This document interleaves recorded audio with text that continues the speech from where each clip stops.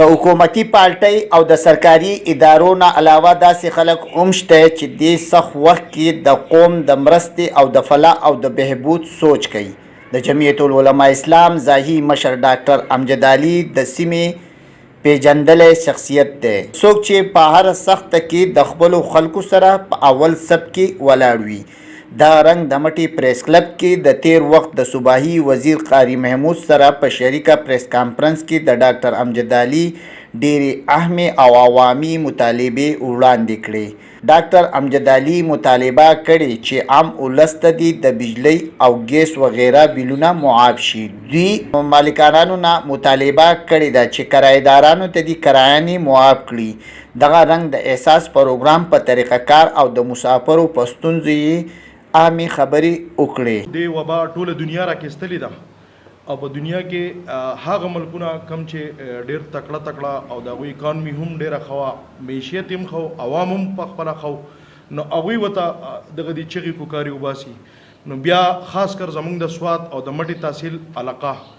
بیا دلته د هغه وبا د وجې نه کم لاک ډاون او کم کاروبارونو بندش او د هر څه چې شروع دي، نو زمونږ خلک ډیر غریب خلک دی او کاروبارونه بند دي. نو په دغه وجه باندې زمونږ د مټې خلک بیا زیات تر غریب خلک چې کوم دی زلزلې، آفتونه، سیلابونه او دلته هغه کم طالبانایزیشن دا ټول دورونه تللی دي. د هغې نه بس دا دور د عوام برداشت کول د حد نه بهر دی. نو زه یو درخواست کوم چې څومره صاحب دغه خلک دي چې د هغوی سره اختیار دی یا هغه خلک چې د هغوی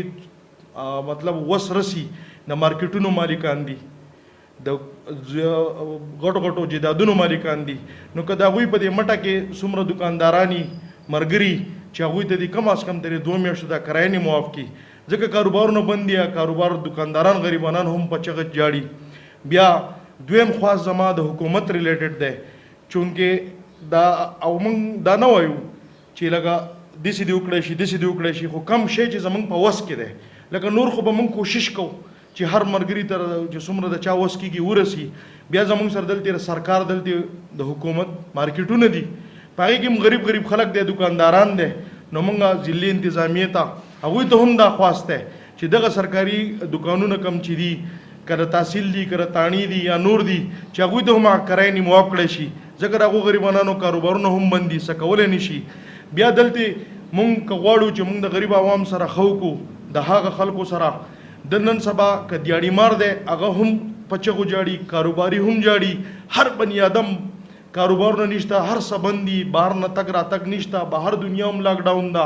زموږ زیات تر وسایل چې موږ خویندې وروڼه کم وروڼه چې بهر وو هغوی به مزدوریانې کولې، چونکې دا ټوله دنیا بنده ده، د هغې نه هم هغه پیسې تګ راتګ بند دی.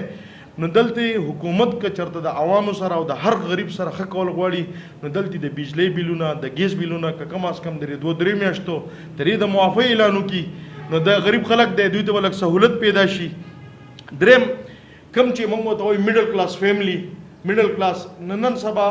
خو تقریبا کاروبارونه هر څه تاسو ته ښکاره دي، ټول دغه دي. نو نن سبا که میډل کلاس والا دی او که لوور کلاس دی، دا تقریبا د لاک ډاون د وجې نه او د وبا نه یو شان شوی دی. ځکه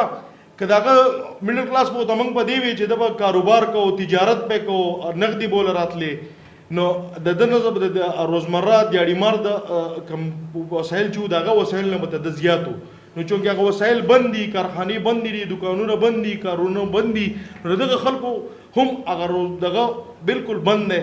نو که حکومت نور ښه کول غواړي او دلته زموږ څومره پرایویټ سکولونه دي او دغه پرایویټ سکولونو د هغوی خپل دغه موجود دی، ارګنایزیشن شته، هغه را وغواړي، د هغوی سره کینی، د هغوی سره خبرې اترې وکړي. په هغې کې هم زموږ غریبانان وروڼه استادان دي یا د هغه سکولونه هم د کرایي سکولونه دي. نو که حکومت دوی ته د بهر نه چې کوم فنډینګ شوی دی اربونو روپۍ راځي او دا تقسیمیږي، نو که په دې کې دغه سبسیډي دوی دغه مالکانانو له د سکولونو دی مالکانانو له پرایویټ سکولونو له ورکړي چې هغوی په خپل کرایانې او تنخواګانې ورکړي او والدین ته د فیسونه معاف کړی شي، نو دا به هم د دې عوامو سره خی نو چې لول ورته موږ غریب وایو بیا ورته موږ ناخوانده وایو بیا ورته د غر اوسېدونکی وایو نو هغه به د جدید دور ته دې تقاضو په 81 باندې دغه SMS جواب څنګه ورکړي یا به هغه څنګه فالو کړي دغه سټیپ بای سټیپ به څنګه لاړ شي نو که دغه طریقه کار حکومت لږ آسان کړي په هر ویلیج کونسل کې زموږ سره د ویلیج کونسل سیکرټري موجود دی او دغه یوټیلایز کړي او د خپل علاقې د غریب آئیډنټیفای کړي او د غریب پاتې نشي او د غریب ته حق میلاو شي او په دغه کم ریلیف میلاویږي په دې ریلیف کې دا غریب پاتې نشي بیا زموږ دلته کم